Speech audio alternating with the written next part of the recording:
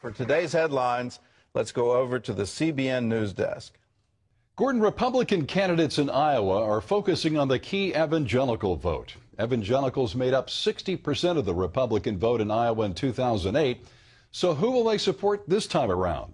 Mark Martin takes a look. The Republican presidential candidates will spend New Year's weekend trying to gain more supporters and win over Iowa, the first state to vote. Christian evangelical voters have several choices, including Minnesota Representative Michelle Bachmann. Our campaign organization is very strong. A recent poll showed former Senator Rick Santorum surging near the top of the pack of GOP hopefuls, running third behind Mitt Romney and Ron Paul, and ahead of former House Speaker Newt Gingrich and Texas Governor Rick Perry. How's it feel to be number 3? Just working our way up the ladder. Santorum says a vote for him sends a distinct message.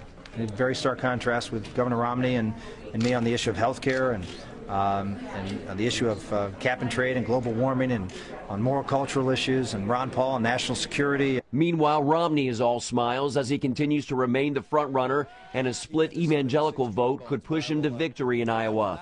Romney's trying to close the deal in Iowa by arguing he's the best candidate to defeat President Obama. Santorum countered by saying the 2012 presidential election is too important to settle for just winning. This is an election where I believe the future of America hangs in the balance of what kind of country we're going to be. Are we going to be a country that believes in our founders' vision of free markets, free people, limited government, strong families, strong communities, and America being built as a great country from the bottom up? Or do we believe now that we have reached a point where that is no longer possible? Mark Martin, CBN News. Americans can help themselves at tax time by giving to charitable organizations. Ephraim Graham has a look at a few ways to ensure your year-end donations count. The sights and sounds of the season inspire people to give to help those in need. It's just a pleasure to be able to give. So if I can give to someone to help someone, that makes me feel better inside. Beyond feeling better, giving can lighten your tax burden. The basics of charitable giving are, remember that if you don't itemize, if you don't file a long form, you can't deduct. And when it comes to itemizing those deductions, financial planner Robin Tull says there is one key to remember now and at tax filing time. You've got to substantiate the charity. What does that mean? It means make sure it's a qualified IRS charity. You can look at GuideStar.org is a place to look up. Better Business Bureau, Charity Navigator is another one. Just make sure it's a 501c3 so you can actually get that deduction. Tull says you must also substantiate your gift with receipts, checks, or other proof. Generally, charitable deductions are limited to 50% of your adjusted gross income, or AGI. And that rule applies to all income levels. In 2009, a lot of people, high-income earners, they would make a gift, make a charitable donation to their favorite charity, but their deduction was phased out because they made too much money. In 2011 and 2012, it doesn't matter how much you make or how much you give, you can deduct the full amount. Property donated to a charity is also tax deductible. Just be able to prove it's worth what you say it is. The IRS says they have to be in workable order, whatever that you're giving. So you can't just give that old TV or that old suit that you had in the 70s or something like that. You have to substantiate the value of the gift. What's a reasonable value? A written receipt is needed for property valued at $250 or more. A value of more than $500 also requires a written description of the item. More than $5,000 requires an independent appraisal. With only days until the end of the year, financial advisors tell us some people are securing deductions for this year using a credit card. It gives them the deduction for their 2011 return, even though they won't actually pay the bill until 2012. Remember that the IRS is not forgiving. If you forgot December 31st, it's too late. So you have to have your gift, if you do it by the Postal Service, you have to be postmarked by December 31st. Still, while there is a deadline to claim that tax deduction, it's never too late to give to those in need. I can't even describe how grateful I am. Ephraim Graham, CBN News.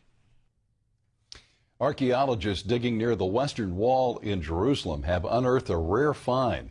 The discovery sheds some light on the daily work of the ancient Jewish temple.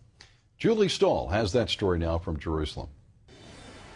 The small clay seal is inscribed with 2 words in Aramaic, meaning pure to God. This is the first time that we get something that belongs to God, belong to something that came from the temple. Archaeologists say the seal is the first archaeological evidence of the administrative workings of the Second Temple. That temple was built around 500 BC after Solomon's temple had been destroyed. Archaeologists believe the seal was probably used by temple officials like a stamp indicating that an object like oil or an animal for sacrifice was approved for ritual use in the temple. It was dated between the 1st century BC and 70 AD when the Romans destroyed the Second Temple. It's very, very exciting to find something that the priests used in the temple before 2,000 years. It's something that belonged to the temple, and this is the first time that we found things like that. Ever. This is the Western Wall. Archaeologists have been digging to its foundations here recently, and that's where they found this latest treasure. Layers of soil covered these giant foundation stones of the outer wall of the Temple Mount.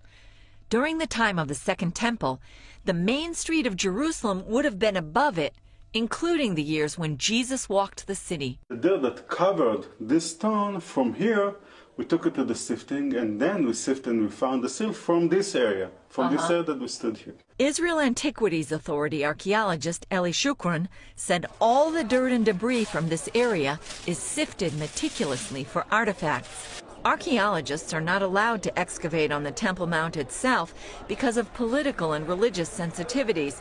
It currently houses Muslim mosques and shrines. Not long ago, archaeologists found coins in a ritual bath under the Western Wall that indicated King Herod the Great, builder of Jerusalem, didn't finish the Western Wall himself before he died.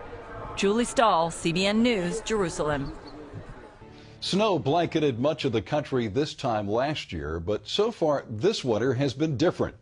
The lack of snow is bad for business at ski resorts across the country where slopes are covered with grass, but it's good for city budgets. Last year, Boston exceeded its snow removal budget by $9 million. This year, that budget has been virtually untouched. It's the same story in cities across the U.S., but forecasters warned winter weather will be back. The winter is young, and we certainly think that the cold and the snow is going to return for a good part of the country. Yeah, some forecasters are expecting cold weather to return in January. Operation Blessing Peru held a Christmas campaign for children living in poverty. Volunteers from a local church worked with Operation Blessing to provide the children with a Christmas breakfast.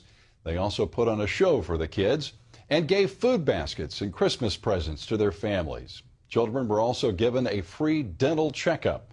More than 1,500 children were blessed as part of that campaign.